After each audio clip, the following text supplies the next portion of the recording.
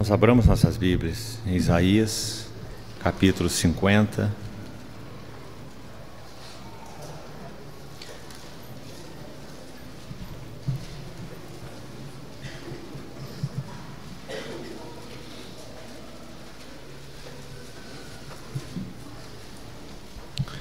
E vamos ler desde o verso 4.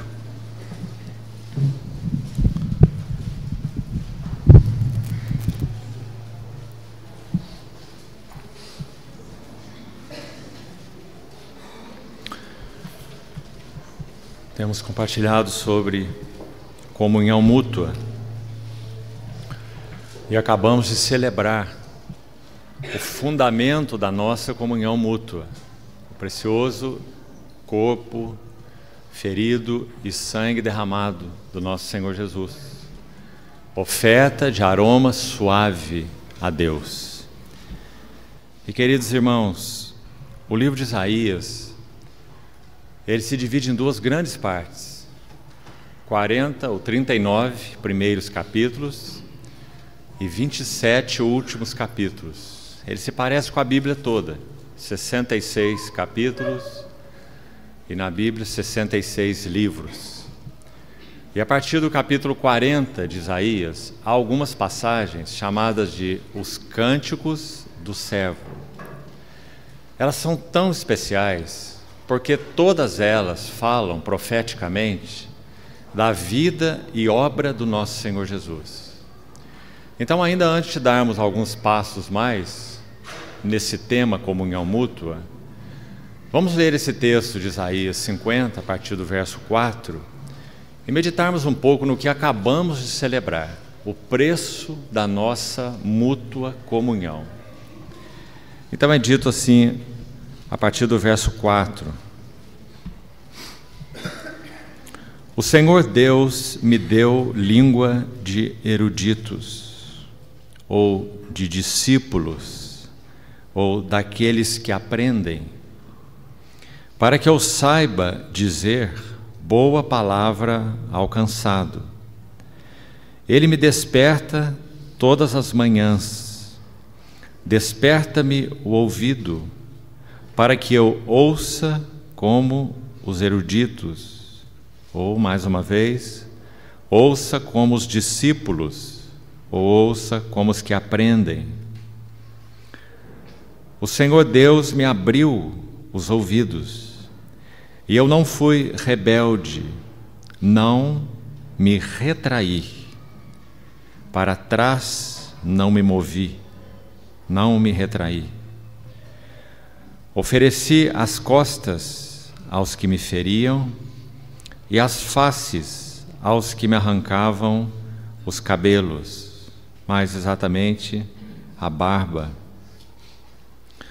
Não escondi o meu rosto dos que me afrontavam e me cuspiam, porque o Senhor Deus me ajudou, pelo que não me senti envergonhado.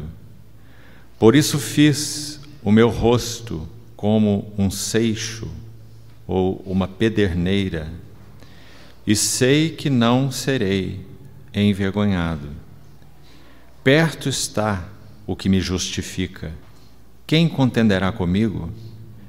Apresentemo-nos juntamente. Quem é o meu adversário? Chegue-se para mim. Esses versículos mostram a inocência de nosso Senhor, sem culpa. Eis que o Senhor Deus me ajuda. Quem há que me condene? Eis que todos eles são como um vestido e serão consumidos. A traça os comerá. Quem há entre vós que tema ao Senhor e ouça a voz do seu servo, que andou em trevas sem nenhuma luz, e ainda assim confiou em o nome do Senhor e se firmou sobre o seu Deus. Irmãos, esse é um dos textos mais impressionantes sobre a determinação do nosso Senhor Jesus em direção ao Calvário. umas poucas palavras sobre isso. Quando Nosso Senhor foi açoitado e caminhou do lugar do açoitamento até o lugar da execução ou da crucificação, ele seguiu uma jornada de algumas dezenas de metros. Nesse caminho, era uma prática de algumas mulheres de oferecerem para todos os que seriam crucificados um gesto de misericórdia. Elas ofereceriam a eles um cálice com vinho misturado com mirra ou com fel. E a finalidade dessa oferta generosa dessas mulheres para esses condenados era aliviar sua dor. Esse cálice com vinho e mirra, ou vinho e fel, tinha uma finalidade sedativa e entorpecente. Mas então no relato dos evangelhos, tanto Mateus quanto Marcos, vão nos dizer decisivamente que Nosso Senhor não o quis beber. Quando nós pensamos sobre essa narrativa, nós indagamos o porquê que Nosso Senhor não tomou esse cálice. E parece que encontramos a resposta no que ele disse quando deixou o Getsêmani. E Pedro sacou da sua espada, como que para defender o Senhor, e golpeou então o servo do sumo sacerdote. E o Senhor disse a ele: embainha a tua espada, não beberei eu o cálice que o meu Pai me deu. Ou seja, Nosso Senhor beberia o cálice da forma como seu Pai o daria, sem nenhum aditivo nesse cálice, nenhum entorpecente, nenhum sedativo. Ele tomaria o cálice com tudo que ele implicasse como vindo das mãos do seu Pai. Então é dito nesse texto que, dentre tudo que lemos, ele ofereceu as suas costas aos que lhe feriam. Amados irmãos, alguns açoitados e condenados à crucificação morriam no açoitamento. Tão violento era o açoitamento. Morriam de hemorragia. Nosso Senhor, mais de uma vez nesse texto, nas palavras de Isaías, que refletem o coração, a vida e o caminho do servo com S maiúsculo, é dito que o Senhor Deus me ajudou. Observe essas palavras. Quem está dizendo isso, no contexto que lemos, é o homem açoitado, que estava em caminho do patíbulo, do lugar da execução. E ele diz: perto está o que me justifica. Quem contenderá comigo? Nosso Senhor, sem dúvida nenhuma, como diz o livro de Hebreus no capítulo 9, ele foi habilitado pelo Espírito de Deus, pelo Espírito eterno, ele suportou a cruz e não fez caso da vergonha. Então ele foi de modo muito particular habilitado pelo Espírito de Deus para suportar toda a violência impetrada contra ele antes da crucificação. E essas palavras de Isaías registram isso de modo tão lindo e tão especial. Algumas frases são mais especiais ainda. Quando é dito: eu ofereci a eles o meu rosto, eles fizeram do meu rosto, sulcaram o meu rosto, mas eu ofereci meu rosto a eles como uma pederneira. O que isso significa? A ideia exata é: eu endureci o meu rosto em direção a eles, não no sentido de ira, mas no sentido de que ele não viraria o seu rosto. Lucas 9 diz que Nosso Senhor, a partir do Monte Hermon, o monte da gloriosa transfiguração, ele caminharia mais 6 meses até a cruz do Calvário. E é dito logo no início dessa jornada, desses últimos 6 meses do Nosso Senhor, que ele manifestava, queridos irmãos, até mesmo no seu semblante, uma decisão determinada, ou nas palavras de Lucas, intrépida decisão de ir para Jerusalém. E se você estudar o Evangelho de Lucas com cuidado, você vai ver que do Hermon ao Calvário, 6 meses, 7 vezes, Lucas menciona que o Senhor subia para Jerusalém e caminhava para Jerusalém. 7 vezes. Porque há 6 meses atrás, ele havia manifestado uma decisão intrépida.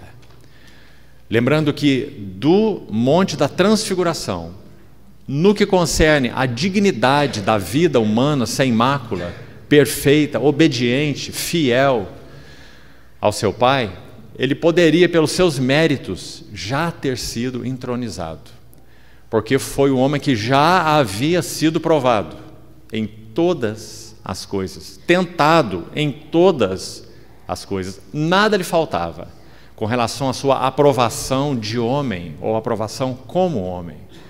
Então o seu lugar a partir do Hermon era uma ascensão para o trono de Deus, o homem vitorioso.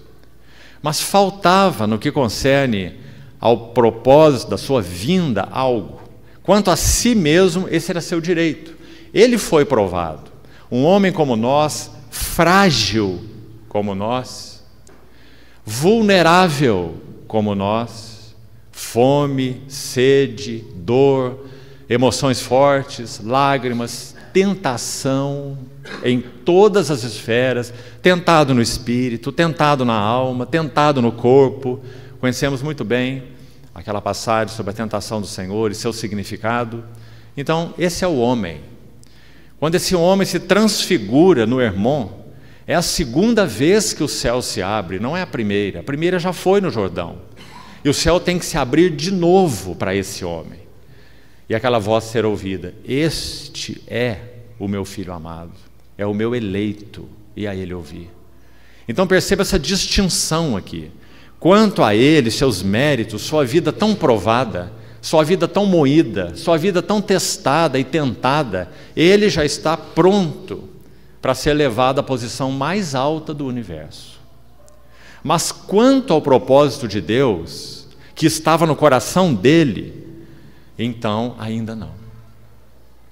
E precisamos fazer essa distinção. Sabe por quê? Porque ele poderia ter assumido o primeiro caminho. Irmãos, o que o impediria? A única coisa que o poderia impedir foi completar, fazer, satisfazer a vontade do seu Pai.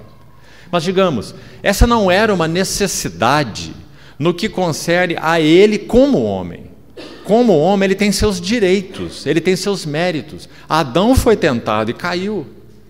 Nosso Senhor foi tentado em todas as coisas e venceu como homem. São seus méritos, são seus direitos. Então, esse homem deveria ter ido ao trono, mas ele decidiu algo. Ele decidiu que, mesmo tendo direitos, já ao trono, ele não iria ao trono dos céus. Ele decidiu completar até o fim o propósito do coração do Pai para o qual ele veio. Por isso, então, ele podia dizer: eu desci do céu não para fazer minha vontade, mas a vontade daquele que me enviou. Então, quando nosso Senhor está aí, açoitado, passando por esse caminho, esse cálice de misericórdia é oferecido a ele, era oferecido a todos os açoitados que seriam crucificados por essas mulheres. Essa era a prática. Então, os 2 evangelistas vão registrar. Um deles diz: mas ele não quis beber. E o outro evangelista registra assim: mas ele não o tomou. Irmãos, há alguns propósitos disso aí. Um já citamos: não beberei eu o cálice que o meu Pai me deu? Mas há outros propósitos. Por exemplo, esse homem então seria crucificado.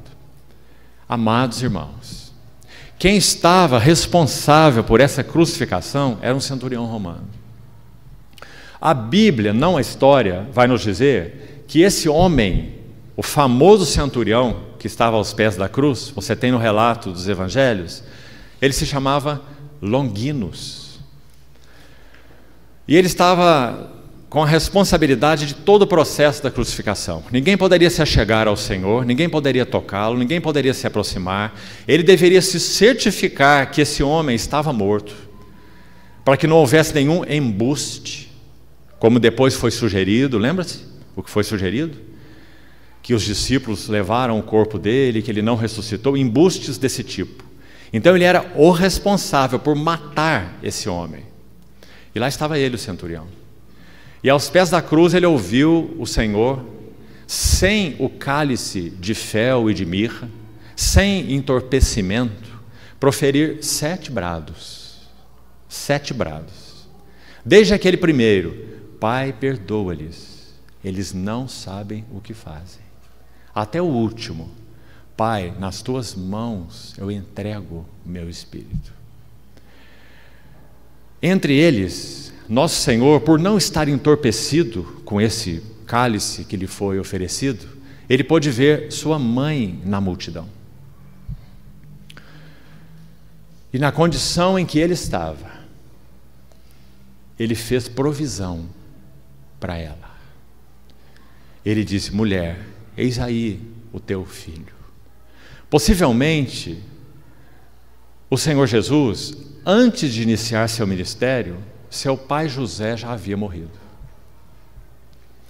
E ele era o filho primogênito, primeiro dentre os outros filhos de Maria.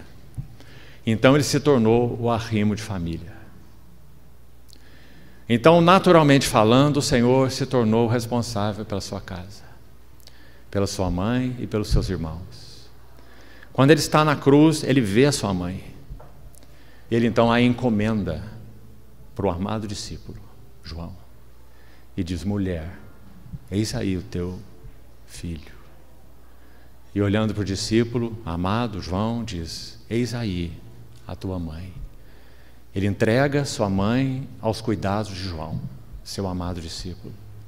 Ele está o centurião ouvindo todas essas expressões. E ele ouve o Senhor dizendo: eu tenho sede. E aí, um outro evento, aqueles guardas molham o caniço com isopo num vinagre. Agora não é o vinho com fel, são duas coisas diferentes. Eles molham no vinagre e chegam com esse caniço no alto onde nosso Senhor estava crucificado. Então o Senhor toca seus lábios no vinagre e, claro, ele também não o bebe, porque ele pediu água. Ele disse: eu tenho sede. E foi-lhe oferecido o vinagre. E lá está o centurião, ouvindo e observando toda essa cena. Quando finalmente o Senhor Jesus entrega o seu espírito, inclina sua cabeça e rende o seu espírito, o centurião diz: este verdadeiramente era o Filho de Deus. Queridos irmãos, esse centurião provavelmente estava cansado de ver homens crucificados morrendo. Ele era responsável por execuções, mas ele nunca viu um crucificado morrer dessa maneira. Ele os via morrer amaldiçoando, praguejando, insultando, reclamando, culpando outros, blasfemando contra Deus, contra tudo. Mas agora ele vê uma outra cena. E ele tem isso para dizer: verdadeiramente este era o Filho de Deus. Sabe o que a história vai nos dizer? Longinos, o nome dele, se tornou um bispo na região da Capadócia e morreu como mártir pelo nome do Senhor Jesus. Ofereci minhas costas aos que me feriam e minha face aos que me arrancavam a barba. Arrancar a barba era o maior gesto de humilhação e desonra para um homem, porque a barba naquele tempo representava varonilidade, masculinidade. Arrancar a barba é o maior ato de desprezo. E o Senhor diz: eu ofereci o meu rosto para os que me arrancavam as barbas, porque o Senhor Deus me ajudou e eu não me senti envergonhado. Então nós temos na conclusão desse texto que lemos o maravilhoso verso 10, onde diz assim: quem há entre vós como o servo do Senhor, que andou em trevas, sem luz nenhuma? Você já pensou nisso, irmão? Andou em trevas. Ele olhava para João, ele olhava para Pedro, ele olhava para Tiago, ele olhava para os outros, ele olhava para aqueles que ele curou, ele olhava para todos os lugares. E ele não encontrava luz nenhuma. Você já pensou nisso? Pedro, seu discípulo tão amado, tão chegado, ele olhou para Pedro, o que ele encontrou em Pedro? Uma pedra de tropeço, que não pensava de acordo com a mente de Deus, mas pensava de acordo com a mente dos homens. Foi isso que ele falou para o seu amado discípulo Pedro. Então isso nos mostra claramente o que Isaías disse e quanto isso se cumpriu na vida do nosso amado Senhor. Ele andou em trevas, sem luz alguma. Então Isaías vai dizer: mas ainda assim, ele confiou em o nome do Senhor e ele se firmou sobre o seu Deus. Não é maravilhoso, amados irmãos? Esse foi o preço para que nós fôssemos um, para que nós pudéssemos amar uns aos outros incondicionalmente, para que nós também pudéssemos tomar bacia e toalha e lavar os pés uns dos outros. Será que compreendemos isso, irmãos? Parece que fica tudo claro para nós com relação ao lava-pés agora, porque o Senhor faz aquilo e diz assim: compreendeis o que eu vos fiz? Ele faz essa pergunta.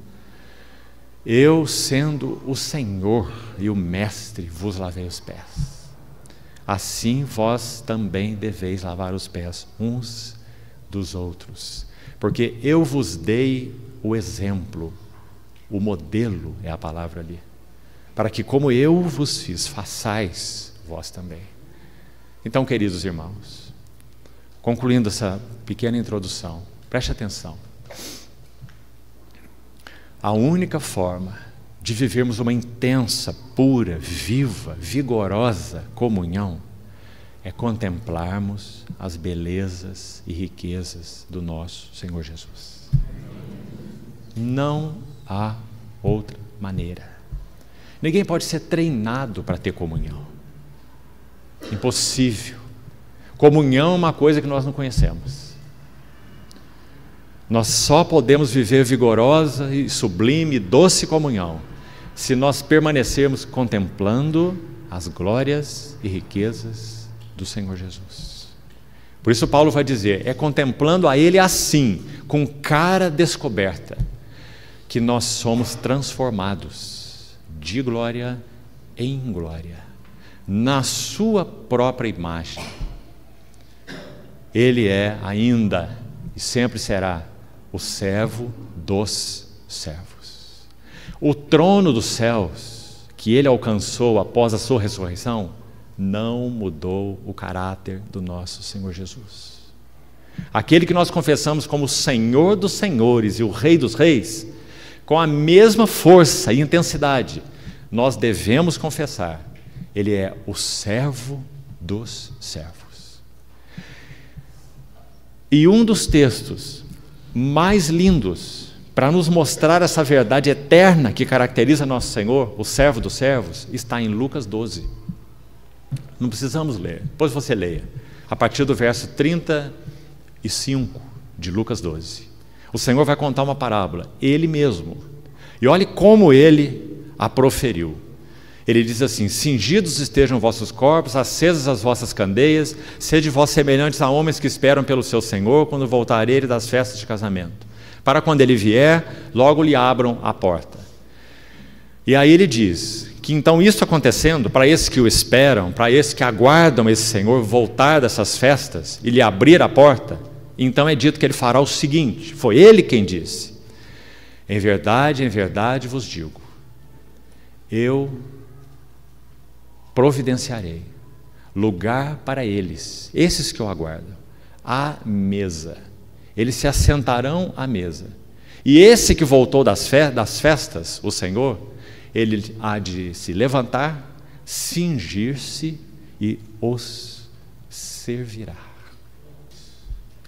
Você pode imaginar essa cena? O Senhor da glória, o Rei dos reis, ainda é o servo dos servos.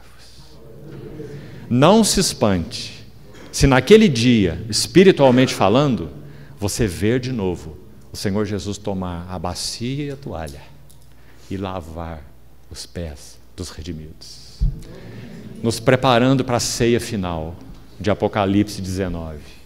Bem-aventurados os que são chamados para a ceia das bodas do Cordeiro. Quem será que vai lavar nossos pés para essa ceia? O servo dos servos, aquele mesmo que nos redimiu, aquele que ainda é o sumo sacerdote que vive para interceder por nós. Irmãos, a cada reunião do povo de Deus, particularmente quando nos reunimos para partir o pão, nós deveríamos ter uma oração prévia. E essa oração é: sublime sumo sacerdote, toma tua bacia e tua toalha e vem lavar os nossos pés, para que nós nos coloquemos dignamente ao redor da tua mesa, porque Ele ainda é o fiel sumo sacerdote, e sempre será, que vive para interceder por nós. Então, queridos irmãos, o segredo da nossa comunhão é esse, não há outro. Não é nem em si mesmo, oração, leitura da Bíblia, frequência das reuniões, todos esses são meios de graça, dos quais nunca podemos abrir mão, nunca. Oração, leitura da palavra, comunhão uns com os outros, as reuniões, o partir do pão, mas não vamos confundir os meios de graça com a própria graça. Porque podemos fazer todas essas coisas sem tocar a própria graça.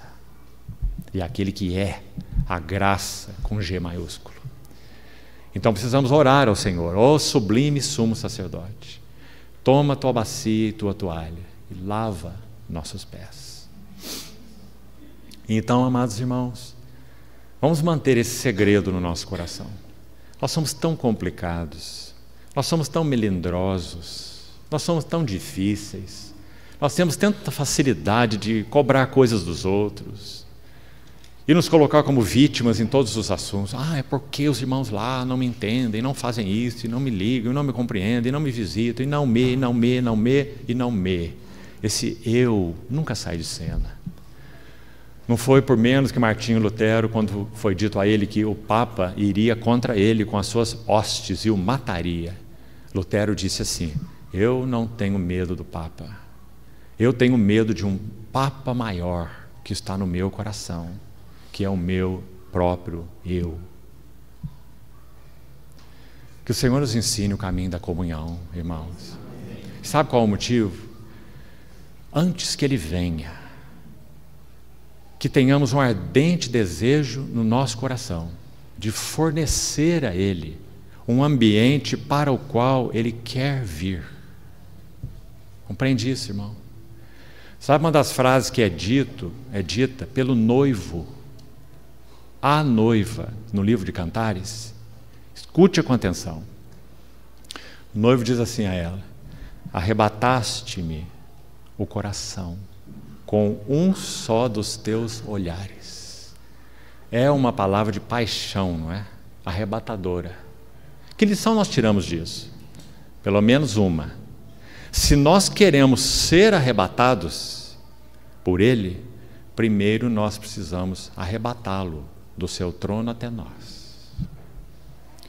Ele tem que poder dizer isso com relação a nós: arrebataste o meu coração, noiva minha, com um só dos teus olhares. E ele compara os olhares dela aos olhares da pomba. Teus olhos são como olhos de pomba, singulares, simples, ingênuos. Se tivermos esse olhar para com o nosso Senhor, estejamos certos, Ele não resistirá. Ele se levantará, deixará o seu trono e encerrará esse assunto, como nós falamos no primeiro dia. Ele vê sua noiva em um monte de lixo e ele não está satisfeito com essa situação. Ele quer ainda, na linguagem de Cantares, introduzir a sua noiva nas suas recâmaras. Assim começa o livro. Ele me introduziu nas suas recâmaras. E ela diz: beija-me com os beijos de tua boca. Teu amor é melhor que o vinho. Que linguagem mais linda, amados irmãos. Sabe, há poucos comentários sobre o livro de Cantares. Sabe qual é o motivo? Poucos irmãos o entenderam. Os que o interpretam no sentido da vida conjugal, única e exclusivamente. E para surpresa nossa, um tremendo erudito reformado, chamado John Owen, um puritano do século XVII, início do século XVII, ele interpretou o livro de Cantares na linguagem de Cristo e da Igreja, para o nosso assombro, porque isso não é nada comum entre os chamados reformados. Mas John Owen, um dos mais considerados entre eles, o fez. Porque ele viu que o livro de Cantares não é uma questão de relação conjugal de um homem com uma mulher. O livro de Cantares é uma questão do relacionamento de Cristo com a sua igreja. Então, queridos irmãos, esse é o segredo da comunhão. Se estivermos aos seus pés, se o nosso coração é devoto a Ele, se nós o amamos, então nós poderemos viver em comunhão. Senhor, nos ajude nisso e continue falando ao nosso coração. Desperte o nosso coração para Ele. Que tenhamos uma oração a cada manhã, antes que nossos pés toquem o chão. Senhor, mantenha os céus abertos diante de mim nesse dia. Tudo que eu quero é seguir contemplando as belezas e as glórias do Senhor. Que nada me distraia. Meu trabalho não me distraia, as circunstâncias não me distraiam, as pessoas não me distraiam. Nos distrairmos de Cristo é sempre um risco muito grande. E mais problemático ainda, e mais sutil, é quando nos distraímos dele no meio das coisas chamadas para Ele. Mais sutil. Então que o Senhor nos guarde, amados irmãos, no caminho da comunhão. O caminho da comunhão é estar aos seus pés. Vinde a mim, aprendei de mim, eu sou manso e humilde de coração. Tomai sobre vós meu jugo. Esse é o segredo da comunhão. E achareis descanso para as vossas almas. Se estamos aí, então nós vamos manter comunhão uns com os outros. Vamos então seguir no Novo Testamento, alguns textos que já citamos ontem, e vamos avançar um pouco mais agora para a Epístola de Paulo aos Gálatas. Gálatas, capítulo 5.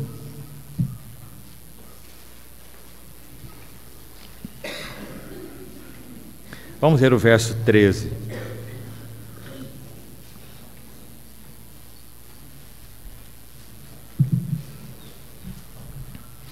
Gálatas 5:13. Porque vós, irmãos, fostes chamados à liberdade. Porém, não useis da liberdade para dar ocasião à carne. Sede antes servos uns dos outros. Que bom que nós acabamos de ler Isaías 50, porque lá está o servo dos servos. E aqui a exortação para nós, usando o termo alelon, como já falamos, reciprocamente ou uns aos outros. Aqui a exortação é: sede servos uns dos outros. E ontem também comentávamos um pouco sobre isso. O nosso dever para com todo o corpo de Cristo. Não apenas para com aqueles que se reúnem conosco, mas sermos servos uns dos outros no corpo de Cristo. Porque para isto mesmo fomos chamados. Essa expressão, irmãos, nos lábios de Paulo, ela é fortíssima. Parece que o entendimento de Paulo, muito claro, se você ler Coríntios mesmo, onde estávamos, é muito evidente. Ele começa a epístola aos Coríntios assim. Ele chama os santos de Corinto de os chamados. Chamados em Cristo Jesus. E ele repete, chamados para ser santos. E ainda no capítulo 1 ele diz assim: reparai no vosso chamamento, ou na vossa vocação, visto que não foram chamados, Muitos nobres segundo a carne, muitos poderosos, muitos de nobre nascimento, mas Deus escolheu coisas fracas, humildes, desprezadas, para reduzir a nada as que são, para que ninguém se vanglorie na presença de Deus. Lembra-se do texto? Só nesse capítulo, ele usou várias vezes a palavra chamado. Ela é muito preciosa, particularmente nos lábios de Paulo. Sabe por quê? Porque quando ele olha para ele, ele diz: eu era o blasfemo, o insolente e o perseguidor da igreja, mas obtive misericórdia. Ele compreende que não houve um dia em que ele levantou sua mão assim e disse: Senhor, eu quero ingressar na tua escola, ó Cristo. Ele reconhece que esse Cristo desce do céu para fazer um encontro pessoal com ele na estrada de Damasco e incluí-lo na escola de Cristo. Então ele se refere a isso como chamado. Amados irmãos, isso foi verdade sobre todos nós. Não pense que foi de outra maneira com você. Ah não, eu quando já era tão novinho, eu já tinha um desejo insaciável por Deus, nada me satisfazia, eu queria Deus, eu buscava Deus. Você pode falar essas palavras, só que você tem que reconhecer que isso é o eco no fundo da caverna. Se você percebia que buscava, que queria, que nada te saciava e que enfim você encontrou o Senhor, saiba que esse é o eco do fundo da caverna. Quem estava na boca da caverna, gritando, chamando, era Ele. E de alguma forma houve um eco no seu coração que respondeu a Ele. Mas se Ele não chama, se a voz não fala, não há possibilidade de haver eco nenhum. Nosso Senhor sempre realiza a primeira ação. Não fostes vós que escolhestes a mim. Eu vos escolhi a vós. E vos designei para que vades e deis fruto. Que maravilha, irmãos. Nós éramos um deserto estéril. E Ele nos chamou para irmos e darmos fruto. Chamados à liberdade. Gálatas 5,13. Fostes chamados à liberdade. Não useis da vossa liberdade para dar ocasião à carne. Precisamos de muito cuidado nisso, no corpo de Cristo. Amados irmãos, há tantos irmãos e irmãs que têm usado da liberdade que agora possuem em Cristo e dado lugar à carne na vida da igreja. E se metido em complicações, se metido em confusões. Antes, sede servos uns dos outros. Todas as vezes que nós tomamos a nossa liberdade nas nossas próprias mãos, o cativeiro é imediato. Mesmo a liberdade que Cristo nos deu. Ele me libertou do mundo, Ele me libertou do diabo, Ele me libertou da ira futura, Ele me libertou do pecado. Quanta liberdade nós temos em Cristo. Se nós tomarmos essa liberdade nas nossas próprias mãos, o cativeiro imediatamente se segue. Porque aqui dentro há um último inimigo, que se chama o ego, o eu. Então o que nós fazemos com toda a liberdade que Deus nos deu em Cristo? Na verdade, Ele nos deu liberdade de todas as coisas, não é? Ele nos libertou de tudo. A lista é grande do que Ele nos libertou. O que nós temos que fazer com essa liberdade? Nós entregamos essa liberdade nas mãos daquele que nos libertou e nos oferecemos a Ele para sermos os seus escravos por amor. Aquele que tem as orelhas furadas, que você conhece certamente muito bem. De Êxodo 21, do Salmo 40, que é o Salmo de Davi. Minhas orelhas furaste, ou abriste os meus ouvidos. Essa era a marca do servo voluntário, do servo que recebeu na sua mão uma carta de alforria, tomou essa carta porque tinha o direito, era o 7º ano, mas ele entrega essa carta de novo nas mãos do seu Senhor.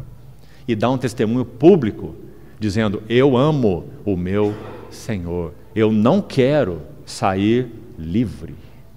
Irmão, se não fizermos isso, então nós usaremos da nossa liberdade para dar ocasião à carne. Compreendeu? Mais um princípio aqui. Esse princípio é de Romanos 14 e 15. Nós costumamos cantar, e não que isso esteja errado em si, cantar a nossa liberdade, louvar o Senhor pela nossa liberdade. Me lembro que há um cântico que diz: eu sou livre, vai repetindo essa estrofe, né? Eu sou livre, eu sou livre. Muito bom que cantemos isso, mas cuidado, irmão. A ênfase não está aí. Na verdade, nós deveríamos cantar: eu sou escravo, eu sou escravo, eu sou escravo. Aí está a nossa liberdade. Não é isso que nós somos? Nós não somos os doulos, nós não somos os servos de Cristo. Então, em que sentido nós somos livres? Nós somos escravos dele. E toda a liberdade que nós recebemos foi dele. E nós a tomamos e entregamos na mão dele, né?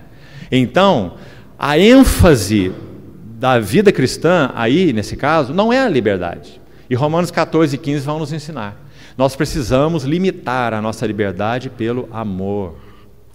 Então, nós temos liberdade de comer coisas que são oferecidas em festas pagãs a ídolos, seja lá o doce, a carne, ou seja lá o que for. Isso acontece até hoje, não foi só no tempo de Paulo, não é? Temos liberdade de comer? Temos, porque o ídolo de si mesmo nada é. Não é o ensino de Paulo? Mas ele também vai dizer, se o meu comer traz tropeço ou escândalo a um irmão, então eu já não ando segundo o amor fraternal. Então ele está dizendo que a minha e a tua liberdade de fazer isso ou não fazer deve ser limitada pelo amor aos irmãos. O amor é maior que a liberdade que temos em Cristo. Graças ao Senhor. Então, fostes chamados à liberdade, mas não useis dessa liberdade para dar ocasião à carne. Sede antes servos uns dos outros pelo amor. Ainda, Gálatas 6, vamos ver alguns versos desde o capítulo 1. Esse contexto também é muito precioso. Gálatas 6.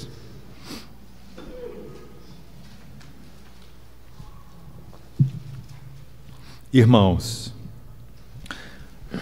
se alguém for surpreendido em alguma falta, vós que sois espirituais. Lembra que ontem nós citamos esse verso também de passagem? Lá em Romanos diz, Romanos 15, nós que somos fortes, devemos suportar as debilidades dos fracos e não agradarmos a nós mesmos. Já comentamos ontem. Aqui, digamos que ele troca o termo fortes pelo termo espirituais. É a mesma coisa. Então ele diz, se alguém, na comunhão que temos, for surpreendido em alguma falta, os que são espirituais, que aprenderam a estar aos pés do Senhor, que aprenderam a seguir a liderança do Espírito, que estão aprendendo a andar no Espírito, andai no Espírito e jamais satisfareis as cobiças da carne. Então vós que sois espirituais, corrigi-o. Essa palavra corrigir é muito bonita. A primeira ocorrência dela na Bíblia, sabe onde está? Quando o Senhor chama Tiago e João. E é dito que João, em particular, quando o Senhor o chamou, ele estava remendando as redes. Lembra-se? Aquela palavra para remendar é a palavra usada aqui. Vós que sois espirituais, se alguém for surpreendido numa falta, vós que sois espirituais, remendai-o, restaurai-o, corrigi-o. Todas as ideias estão aí nessa palavra. E diz então, com o espírito de brandura, e guarda-te, para que não sejas também tentado. Qual o significado dessa última frase? Não pense que porque você, pela graça do Senhor, é mais forte, é mais maduro, é mais espiritual, você está preservado por isso. Compreendeu? É o princípio que ele anuncia aos Coríntios, quando ele diz, aquele que pensa estar em pé, vede ou cuide para que não caia. É a mesma ideia aí, né? Então, guarda-te, para que não sejas também tentado. Levai as cargas, olha o termo aí está, uns dos outros. Mais uma menção do termo-chave que já temos estudado desde ontem. E assim cumprireis a lei de Cristo. Cargas, nesse versículo, significa um fardo pesado que alguém não pode carregar sozinho. Então precisamos aprender a discernir no corpo de Cristo e ter sensibilidade espiritual no corpo de Cristo para discernir os irmãos que estão com cargas que têm sido para eles insuportáveis. Seja uma carga espiritual mesmo, algo forte espiritualmente falando, uma provação, uma tribulação, uma tentação, sejam cargas emocionais, algumas vezes, perdas aqui ou ali, perdas emocionais, por exemplo, não é? Sejam cargas que tocam o físico, por exemplo, doenças, não é? São muitos exemplos. Então, levai os fardos pesados, é a palavra aí, uns dos outros, e assim cumprireis a lei de Cristo. Mas olha o que ele fala, no verso 5. Vamos ler até lá. Verso 13 ele continua: porque se alguém julga ser alguma coisa, não sendo nada, a si mesmo se engana. Mas prove cada um o seu labor, e então terá motivo de gloriar-se unicamente em si e não em outro. Porque cada um levará o seu próprio fardo. Observe que mesmo na nossa tradução em português, você tem uma palavra para carga, é uma palavra em grego, que aqui é traduzido para carga, e tem uma outra palavra na língua original que é traduzida para fardo, no verso 5. Senão, os dois versos se contradiriam. Seria um contrassenso. Paulo estaria se contradizendo. Porque ele diz: levai as cargas uns dos outros e cada um levará a sua própria carga. Como fica isso? Não é? É porque então, no verso 2, ele se refere a um fardo pesado que uma pessoa apenas não consegue carregar. E o verso 5 se refere a um pacote comum. Essa é a ideia. Você vai no supermercado, compra algumas coisas e coloca numa cesta e leva a cesta para casa. Você não precisa chamar ninguém para te ajudar. É um pacote comum. Isso também é um grande ensino para nós no corpo de Cristo. Porque muitas vezes nós queremos colocar tudo no colo e nos ombros dos irmãos, até os pacotes de supermercado. E esse nós deveríamos levar nós mesmos. É o nosso pacote aos pés do Senhor. É aquilo que de modo muito particular Ele tem para nós, para lidar conosco, para tratar conosco, aos pés dele, sem que ninguém participe. Compreende, irmão? Ninguém participe. E sabe por quê? Porque é a tua história secreta com o Senhor. Não abra os seus tesouros íntimos para os outros. É o teu pacote comum. Leve a tua carga aos pés do Senhor. Até porque, finalmente falando, Ele é o único que pode levar os nossos fardos. Nem nossos irmãos podem levar nossos fardos. Se os nossos irmãos podem nos ajudar de alguma maneira, como diz o verso 2, levar as cargas uns dos outros, é exatamente porque eles têm a capacidade de ministrar o Cristo vivo a nós, para que de alguma maneira ganhemos mais vigor, mais realidade, mais clareza, mais visão, e possamos então compartilhar esse fardo com o nosso Senhor, porque finalmente falando, só Ele é capaz, e é nos ombros dEle que temos que aprender a depositar os nossos fardos. Acho que você já ouviu aquela ilustração, né? Quantos de nós, por uma simples dor de cabeça, muitas vezes, ou dor de barriga, no dia da reunião da igreja, nós já mandamos o recado lá: fala para os irmãos orarem por mim, essa dor de barriga não passa, preciso da oração da igreja. Não é verdade? Orem por mim. Tem alguns que já carregam essa placa, esses dizeres: estou sofrendo, orem por mim, 24 horas por dia. Isso é danoso, irmãos. É uma maneira que temos de chamar atenção para nós mesmos, sermos o centro. Aliás, irmãos, quando nós ficamos adoentados, que hora nós temos diante do Senhor? Quando o nosso corpo experimenta fragilidade, como nós somos espírito, alma e corpo, normalmente, não deveria ser assim de jeito nenhum, mas normalmente a nossa alma e o nosso espírito vão juntos com a fraqueza do corpo. Aí nós nos tornamos o centro da atenção, não é? O doentinho da casa, né? E todas as atenções se voltam para aquele que é o centro agora, porque nós temos essa capacidade pecaminosa de sempre nos colocarmos no centro das coisas e no centro das atenções. Então o que a Bíblia vai dizer para nós? Cada um levará o seu próprio fardo. Muito clara a palavra de Deus, porque se você pode levar, então leve, e não fique incomodando os outros com isso. Vá diante do Senhor e aos pés do Senhor. Mais um texto, Efésios 4 agora.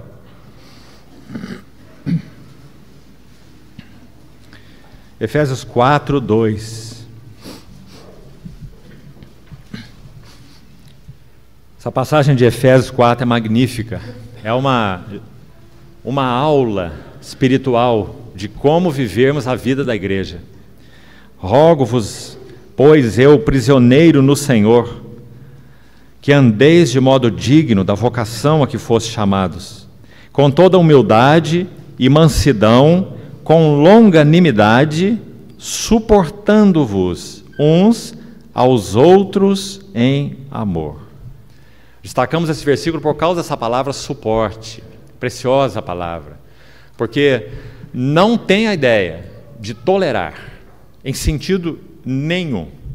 Não é tolerar os nossos irmãos, é suportar os nossos irmãos. E sempre é aquela ideia de alguém colocar um ombro forte debaixo de outro mais fraco, para ser para ele um sustentáculo, um suporte. Deixa-me usar uma figura aqui. Por causa da nossa deturpação, de modo geral, de visão a respeito do que é o corpo de Cristo realmente, nós tendemos a interpretá-lo de modo sempre piramidal. Aqueles que têm, quem sabe, funções no corpo, como vimos ontem, esse é o olho, esse é a mão, esse é o ouvido, funções mais destacadas do que um dedinho aqui ou um outro membro qualquer, né? Nós tendemos então a colocá-los em vitrines de observação, no topo da pirâmide, pensemos assim.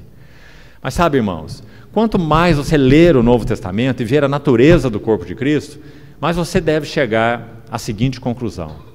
Você se lembra que antigamente os circos tinham um espetáculo que era a pirâmide humana?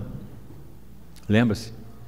Na base da pirâmide ficavam aqueles indivíduos que tinham 1,70 m de altura e 1,50 m de largura.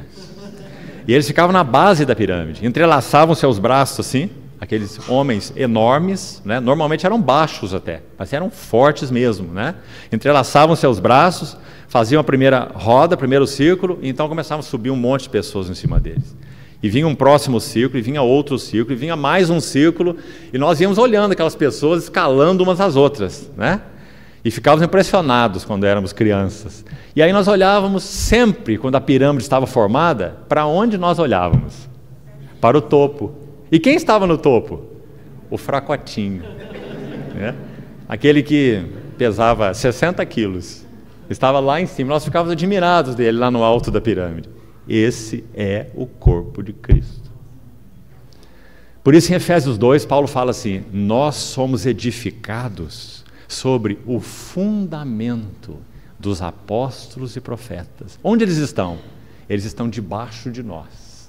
Nós estamos nos ombros deles. São ombros gigantes que nós estamos apoiados sobre eles. Por isso nós estamos tão firmes, porque esses ombros são gigantes.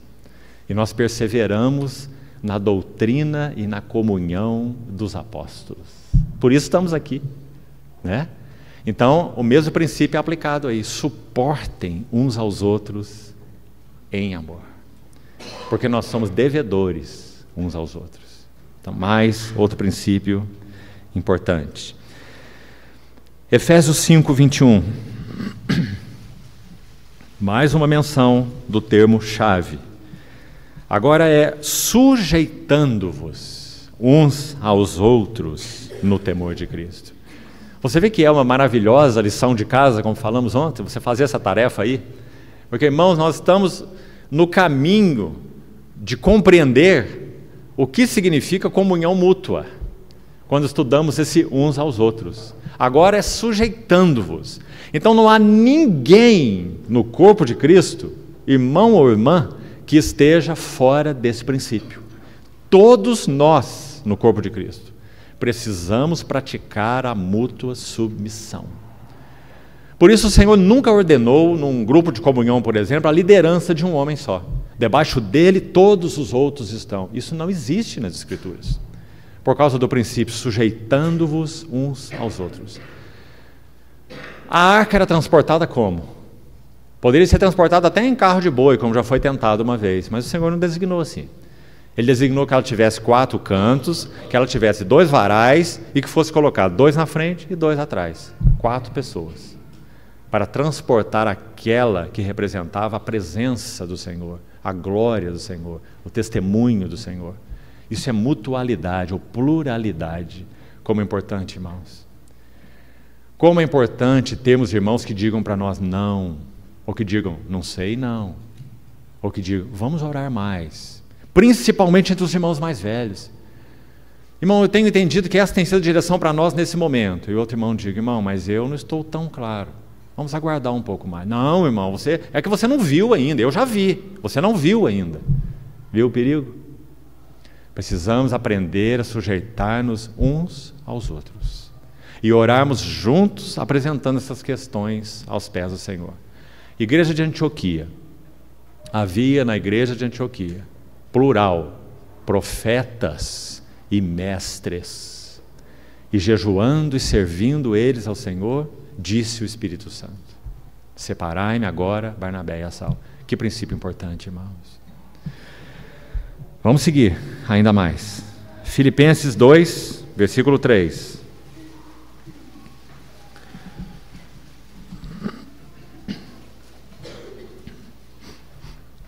Filipenses 2, 3. Nada façais por partidarismo ou vanglória. Partidarismo, querendo chamar a atenção das pessoas para nós mesmos e fazermos um grupinho seleto.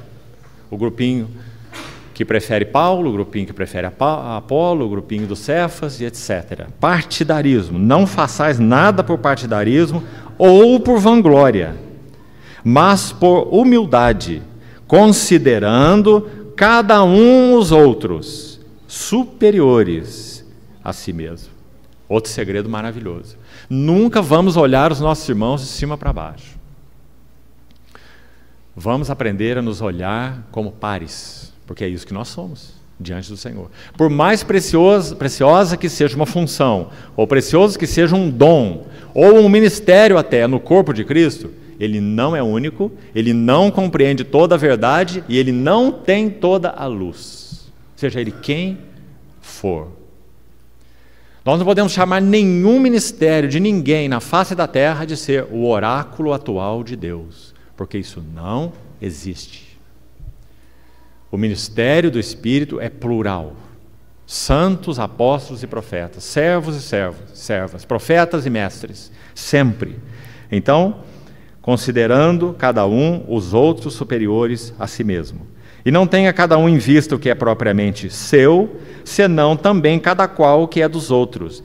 E o que está sempre presente na mente de Paulo, isso vai te ajudar lendo outras epístolas dele. Olha que ele escreveu esses 4 versículos e sem nenhuma pausa, sem nenhuma interrupção, ele já segue o texto com o verso 5, dizendo assim: tende em vós a mesma mente que houve em Cristo Jesus. Então ele não está dando conselhos práticos, irmão, dizendo assim: é assim que se vive a vida da igreja. Nada façam por partidarismo, nem por vanglória, sempre sejam humildes, considerem os outros superiores, não tenha cada um em vista o que é, como se fossem regras, compreendeu? Façam isso, façam aquilo e vocês vão viver bem. Por que ele diz então faça isso, faça aquilo e faça aquilo? Porque tende em vós a mesma mente que houve também em Cristo Jesus. Se ela for realidade, isso tudo será realidade. É a mente dele que considerou os outros superiores. Como Nosso Senhor considerou os outros superiores? Ora, amados irmãos, ele os valorizou tanto que ele entregou sua própria santa e gloriosa vida por eles. Os amou e amou até o fim. Amou os obtusos, amou os que não entendiam nada, amou os que pelejavam até contra a vontade dele, achando que nós estávamos fazendo as melhores coisas, né? Esse foi nosso Senhor. Então, tende em vós a mesma mente que houve em Cristo Jesus. Paulo sempre faz isso. Quando ele vai tratar daquele assunto, daquele homem que estava tendo um relacionamento inadequado com a sua madrasta, em 1 Coríntios 5, todos vocês conhecem, ele poderia ter dado só o conselho, você não acha? Não façam isso, isso é fornicação, isso é errado por causa disso, isso é um fermento que leveda a massa, já seria uma grande orientação. Mas ele não para aí de forma nenhuma, porque Paulo é absolutamente cristocêntrico. Então, quando ele vai falar de um caso que é tão prático, de uma fornicação, ele tem algo a dizer sobre Cristo. E ele vai dizer: porque Cristo, o nosso Cordeiro Pascal, foi imolado. Celebremos a festa, não com o fermento da malícia e da inveja, mas com os asmos da sinceridade e da verdade. Não é lindo, irmãos? Todos os assuntos que Paulo tratava, ele chamava atenção para o que Cristo é e para o que Cristo fez. Quando o assunto era confusão na chamada mesa do Senhor, que na palavra de Paulo nem mesa do Senhor era, comiam desordenadamente, uns tinham fome, comia primeiro, uma confusão, né? Coríntios 11. Como que ele chama a atenção dele? Não façam isso, está errado, vocês têm que esperar uns pelos outros, põe o pão assim, põe o cálice assim. Ele não fez nada disso. O que ele fez? Porque eu recebi do Senhor o que também vos entreguei. Que o Senhor, na noite em que foi traído, tomou o pão, deu graças e disse: isto é meu corpo. É assim que ele corrige, irmãos. Este é meu sangue que foi vertido por vós. Fazei isto em memória de mim. Não é refeição de vocês. Não é hora de vocês comerem como quiserem. Comam nas suas casas. Então ele chama atenção para a pessoa e obra de Cristo. Sempre. O Senhor nos ajude a aconselharmos uns aos outros da mesma maneira. Precisamos ir concluindo, amados irmãos. Tem aí mais umas 20 menções pela frente. Vamos destacar mais uma positiva, uma única. Eu gostaria, antes de concluir, citar algumas mutualidades negativas. Ou seja, o que reiteradamente nós somos exortados na palavra a não fazermos uns com os outros. Porque se fizermos, nós vamos deixar de avançar com o Senhor e até mesmo vamos regredir no nosso testemunho do Senhor. Ou até perder a condição de sermos testemunhas do Senhor. Então nós vamos chegar lá, mas vamos a uma última menção positiva, digamos assim. Hebreus capítulo 10. Esse é um outro texto cheio de lições sobre como permanecer no Santíssimo, vida no Santíssimo. Ele começa lá no verso 19. Mas aqui, o nosso destaque será o verso 24 de Hebreus 10. Veja aí. Consideremo-nos. Essa palavra só aparece no livro de Hebreus uma outra vez. É no capítulo 3, verso 1, que fala sobre considerar o próprio Senhor Jesus. Portanto, santos irmãos que participais da vocação celestial, considerai o apóstolo e sumo sacerdote da nossa confissão. Essa palavra foi retirada da astronomia, que fala sobre se colocar um telescópio e observar um astro por dias, semanas, meses, anos, pela vida inteira, como é o caso de alguns astrônomos, dedicando a vida para estudar um astro, uma galáxia. Então ele coloca o seu telescópio e ninguém distrai sua atenção. Ali ele fixa os seus olhos, ali ele permanece horas, horas e horas diárias, às vezes por toda a sua vida. Essa palavra foi usada em Hebreus 3:1, porque é isso que devemos fazer. Instalemos o nosso telescópio e miremos fixamente no autor e consumador da fé, como nós já falamos. Esse é o segredo do avanço espiritual, é o segredo da comunhão, é o segredo do serviço. Agora, quando o autor de Hebreus, não sabemos se foi Paulo, provavelmente não foi Paulo, quando o autor de Hebreus, no capítulo 10, verso 24, usa essa palavra consideremos, é curioso. Porque como nós podemos fixar esse telescópio em Cristo, mas também olharmos para um outro lado que ele chama a nossa atenção aí, e esse lado é uns aos outros. Consideremo-nos também uns aos outros. Que maravilhoso, irmãos. Sabe o que me parece? Quanto mais fixamente e sem distração nós olhamos Cristo, mais nós descobrimos que nele, dentro dele, no coração dele, está algo. E esse algo é a sua amada igreja. Ele se entregou por ela. Ele quer santificá-la, adorná-la, para apresentar a si mesmo uma igreja gloriosa. É tudo o que ele quer. É o seu desejo máximo. Então, quanto mais o conhecemos, mais amamos o que ele ama. E o que ele ama é a sua igreja. Então, essa exortação de Hebreus 10, 24, ela complementa a exortação do capítulo 3, versículo 1. Consideremo-nos também uns aos outros. Que lindo, irmãos. Não dê nenhum tipo de desculpa. Para mim basta eu, meu Senhor, minha Bíblia na minha casa. Isso não é a vida cristã e esse não é o nosso chamamento. Não basta. Nós fomos chamados para considerarmos uns aos outros, assim como consideramos Cristo. Porque quanto mais nós o consideramos, mais nós consideramos uns aos outros. Agora, há uma outra palavra aqui interessante, é o estimular. Consideremos-nos também uns aos outros para nos estimularmos ao amor e às boas obras. Sabe o que esse termo significa? Tomar um objeto pontiagudo, um ferrão, e espetar o outro que está do seu lado. Muito interessante essa ideia. É como um aguilhão para se tocar bois. Não é? Eles só respondem quando eles são cutucados com aquele ferrão. Essa é a ideia aí. Tome esse ferrão, entre aspas, em amor, estimularmos uns aos outros ao amor e às boas obras. Então tome esse aguilhão e espete o seu irmão para estimulá-lo. Se ele está aí dormindo, se ele está se esfriando, se ele está desviando, se ele está desatento, se ele está distraído, se ele está envolvendo com o que não deve. Já falamos que o sentido da palavra admoestar é esse. A palavra comunica uma ideia de urgência em anunciar para alguém um erro de pensamento ou de conduta e as suas consequências. Então, estimular-nos ao amor e às boas obras. Nós precisamos fazer isso, irmãos. Quantas vezes entre nós vemos irmãos enfraquecendo, vemos irmãos se esfriando, vemos irmãos deixando de ser presentes nas reuniões da igreja, por exemplo, à mesa do Senhor, e nós simplesmente ignoramos. E nós pensamos, é o tempo dele, Deus há de tratar com ele, no momento oportuno ele vai voltar. Que consideremos mais seriamente essas coisas diante do Senhor. Senhor, qual é a minha responsabilidade? Há alguma que o Senhor queira comunicar ao meu coração sobre este irmão? Além da intercessão, há alguma? Uma palavra de sabedoria, uma palavra de aconselhamento.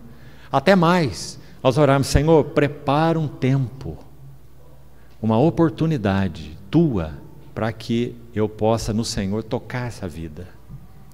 Que façamos isso, amados irmãos, para que não vejamos nossos irmãos e irmãs descendo a ribanceira e nós de braços cruzados. Consideremos-nos também uns aos outros, para nos estimularmos ao amor e às boas obras. E aí, é claro, na sequência ele vai dizer, não deixemos de nos congregar, como é costume de alguns. Antes façamos admoestação. Aí está a palavra que já explicamos agora mesmo. Advertência. Tanto mais quanto vedes que o dia se aproxima. Agora, para concluirmos, vamos a umas poucas menções sobre mutualidade negativa. Romanos 14, verso 13, a primeira que eu gostaria de citar. Já dissemos que esses capítulos são preciosos no sentido de falar sobre amor e liberdade, né? 14 e 15 de Romanos, particularmente. E aqui no capítulo 14, verso 13 de Romanos, diz assim: não nos julguemos mais uns aos outros. Pelo contrário, tomai o propósito de não pordes tropeço ou escândalo ao vosso irmão. É preciso um cuidado nesse versículo. E o cuidado é sempre manter o versículo no seu contexto. Sempre. Porque, veja, se você tirar dele, você pode interpretá-lo muito mal. Como, por exemplo, dizendo assim, ninguém pode me julgar, é Deus que me julga, é Deus que sabe o que está no meu coração. É uma colocação, sim, muito problemática. Porque a Bíblia diz assim, julgai todas as coisas e retende o que é bom. E também diz assim, o homem espiritual julga todas as coisas, mas ele mesmo não é julgado por ninguém. Então, qual seria a diferença? Nós não somos responsabilizados por Deus, por isso não devemos fazê-lo, de julgar a motivação das pessoas. Quem que pode julgar coração? É só o Senhor. Não temos essa capacidade, né? Mas nós somos, ao contrário, responsáveis mesmo diante do Senhor de julgarmos as atitudes e ações de todos os nossos irmãos. Pelos seus frutos os conhecereis. Então não podemos ser ingênuos, não. Agora, então, por que não nos julguemos mais uns aos outros? Mas tome o propósito de não pôr tropeço ou escândalo ao vosso irmão. Esse verso está imerso em que contexto? No contexto em que aquele que é mais fraco julga o mais forte porque ele come algo que o mais fraco não concorda. O débil come legumes, mas o fraco está lá comendo a carne dele, ou seja lá o que for. E o débil está julgando aquele que come. Então o que Paulo ensinou nesse capítulo? O que come, não julga o que não come, dizendo, ele é fraquinho, a consciência dele é muito fraca. Ele não sabe que ele tem a liberdade no Senhor para fazer isso. Eu sei, por isso eu como. Então já explicamos. Paulo vai tomar essa liberdade que um tem, que o outro tem, e limitá-la pelo amor, como já explicamos, né? Então, na sequência ele diz, o forte, ou o que come, não julgue o que não come. E o que não come, não julgue o que come. porque Deus o acolheu. Então esse versículo está na conclusão do argumento do Paulo. Então ele diz, tomem o propósito de não julgardes mais uns aos outros. Deixe o que come comer e deixe o que não come não comer. Deixe o que quer guardar um dia guardá-lo e deixe o que não quer guardar nenhum dia não guardá-lo. Não é o que está escrito em Romanos 14? Porque se aquele que guarda dia, um dia específico da semana, ele quer consagrar aquele dia inteiro para o Senhor, amém, que ele o faça, porque ele o faz para o Senhor. E é o que Paulo ensina em Romanos. Para o Senhor, o faz. Então o que eu vou dizer sobre ele? A mentalidade dele ainda é muito limitada, ele não percebe que para o Senhor são todos os dias, e não um dia só. Compreendeu, irmão? Isso está errado, como Paulo ensina em Romanos 14. Então que o Senhor nos ajude também nisso. Precisamos ser ajudados aí, não é? E se o outro compreende, não, para mim todos os dias são para o Senhor e eu guardo todos, para Ele e diante dEle. Amém, continue. Nenhum problema, né? Então, aí está, essa exortação importante, prática para nós. Vamos mais uma negativa. Está na sequência, Gálatas, capítulo 5, na sequência do texto que acabamos de ler. Gálatas 5, 13, nós lemos, né? Não useis da vossa liberdade para dar ocasião à carne, sede ante servos uns dos outros pelo amor. Essa aqui é positiva, né? Olhe o verso 15, essa é negativa, e é séria. Paulo chega a dizer aos Gálatas, se vós, porém, vos mordeis e devorais uns aos outros. Será que isso então é possível no corpo de Cristo? Infelizmente, é. Por isso a exortação está aí. Nós podemos ter um comportamento tal na nossa relação uns com os outros, que nós estamos nos mordendo. E estamos nos devorando uns aos outros. Consequência, vede que não sejais mutuamente destruídos. Muito séria a exortação.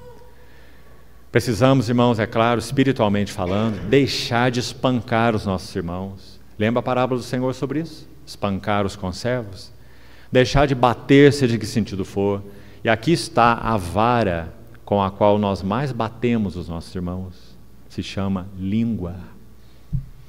Se vos mordeis e devorais uns aos outros, vede que não sejais mutuamente destruídos.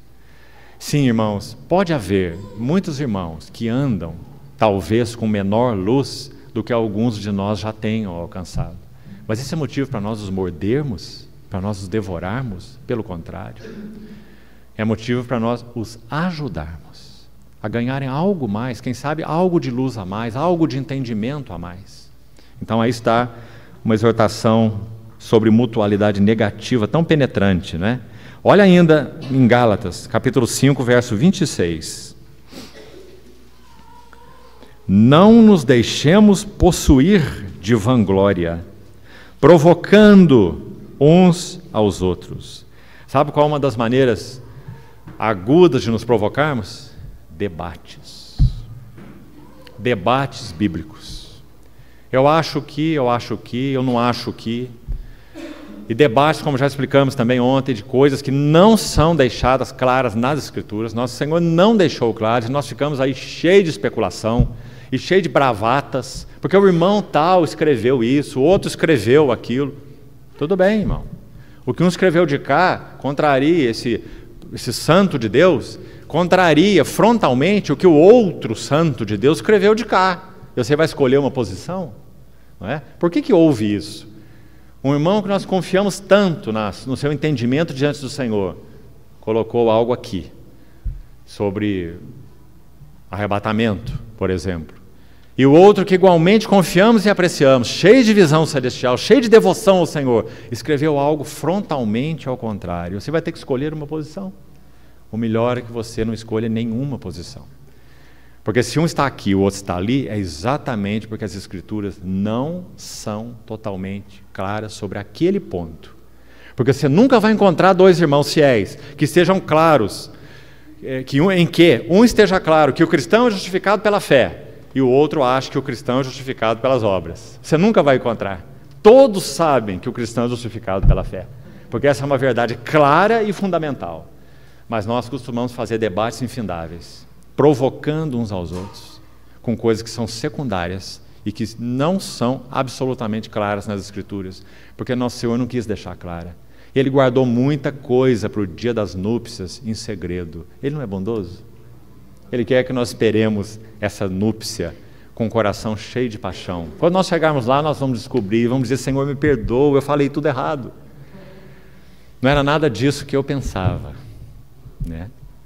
Que o nosso coração seja mantido assim, queridos irmãos.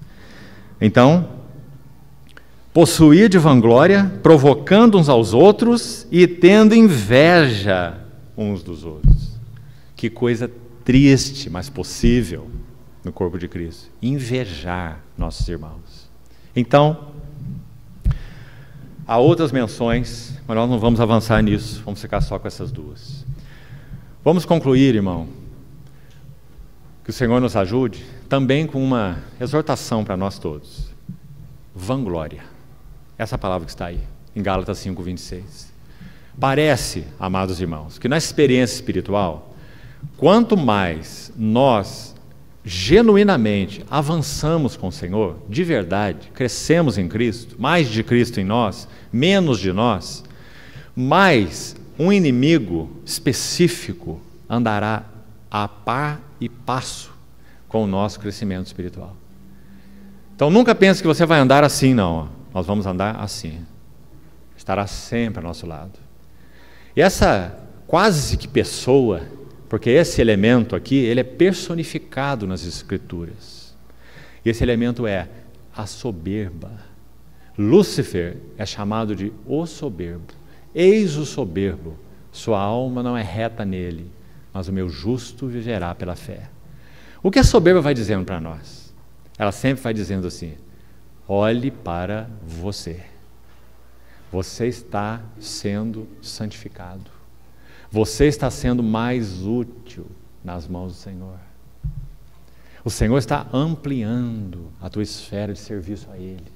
Os irmãos estão sendo mais edificados com a tua vida, com a tua palavra. Você está ficando melhor. Essa sempre é a voz da soberba. Para instilar no nosso coração vanglória.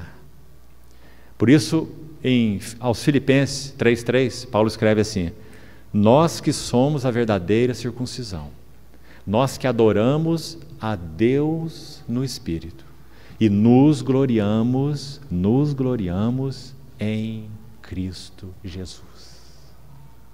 Não vanglória, mas nos gloriamos em Cristo Jesus. E a última marca ali: e não confiamos na carne. Percebeu, irmão? Que verso maravilhoso. É um marco da experiência espiritual genuína. Quanto mais crescemos, mais adoramos Deus no Espírito, mais nos gloriamos em Jesus Cristo e menos confiamos na carne. Mas a soberba não desiste. Ela irá sempre tentar nos derrubar. E o movimento que ela busca gerar em nós é introspecção. Volte os olhos para você mesmo e se autoavalie. Autoavaliação, irmão, é coisa da psicologia. Um servo do Senhor do século passado disse que a introspecção é a pior doença espiritual. Não há outra pior. Porque ou ela nos conduz à depressão, ou ela nos conduz à soberba. Não há um meio do caminho. Para todos que vertem seus olhos para si mesmos constantemente. Que o Senhor nos ajude nisso. Não nos deixemos possuir, veja a exortação, de vanglória. E é exatamente porque isso pode acontecer, é que o resultado acontece ao final do versículo. Aí ele diz, provocando uns aos outros. Essa é a característica de alguém que se vangloria. Alguém em quem a soberba está encontrando lugar. Ele vai provocar os outros. Eu é que sei, eu que tenho luz. Você não viu ainda, você não sabe nada, você é novato na fé, você é isso, você é aquilo, você não entendeu, você não tem luz. Provocando uns aos outros e tendo inveja uns dos outros. É resultado da vanglória, da soberba, que encontrou lugar nos nossos corações. Então, há duas exortações em Tiago, vou só citar para concluir. Tiago 4 e Tiago 5, você localize ali. Se não me engano é Tiago 4:11 e Tiago 5:9. Ele vai dizer assim: não, irmãos, não vos queixeis uns dos outros. Tão linda essa exortação, porque ela é delicada.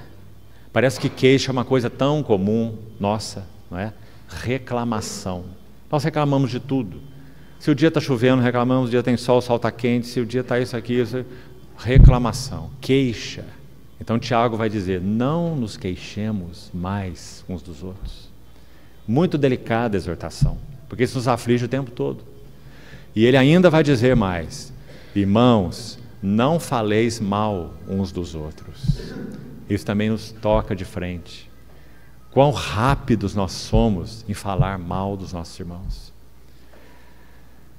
Quem sabe em particular alguns que já estiveram entre nós. Por que será que nós somos assim, não é? Parece que nós queremos nos justificar. Irmãos, há assembleias hoje que estão padecendo de falta de avanço espiritual. E muitas pessoas têm deixado esse círculo de comunhão. Muitos irmãos. E sabe o que tem sido dito pelos pouquíssimos que estão restando? Tem sido usado aquele texto de João na sua epístola. Eles saíram do nosso meio porque não eram dos nossos. Você vê o perigo? O que essas pessoas deviam fazer? Elas deviam colocar o seu rosto no pó e dizer: Senhor, no que temos te desagradado? No que temos ferido Teu Espírito Santo? O que falta em nós, Senhor? Mostra a nós, Senhor. Na Tua luz vemos a luz. Nós queremos nos arrepender. Por que nosso coração está frio? Por que não há alegria nas reuniões? Por que não há gozo na mesa do Senhor? Porque pessoas e mais pessoas, famílias e mais famílias estão abandonando o reunir. É isso que devíamos fazer. E não saíram do nosso meio porque não eram dos nossos. Senhor, nos ajude, irmãos, cada um de nós, nesses assuntos. Encoraje nossos corações. E vamos nos lembrar, é para essa doce e única, maravilhosa comunhão que nós todos fomos chamados. O preço foi altíssimo. A glória dessa comunhão é inigualável. Não há um ambiente mais sublime nessa terra do que a comunhão dos filhos de Deus. Quando Balaão sobe naquele monte lá para amaldiçoar o povo de Israel, você lembra? Ele tenta uma vez, tenta duas vezes, tenta três vezes. Era um profeta fracassado aquele, né? E porque o Espírito de Deus tomava conta dele, era um falso profeta, né? E o Espírito de Deus se apossava dele e usava sua boca para falar palavras de bênção. Uma delas é muito singular.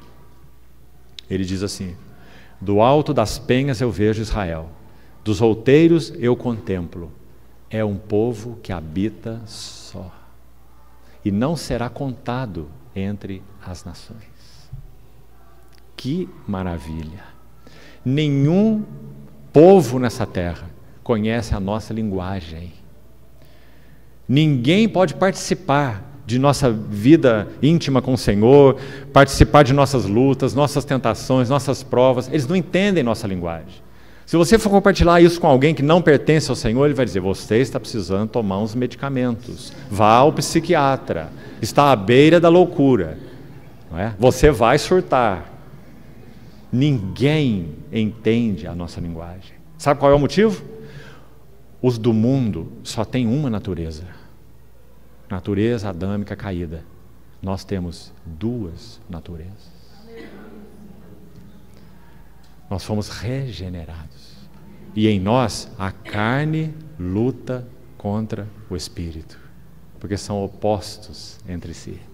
Ninguém conhece essa luta, só nós.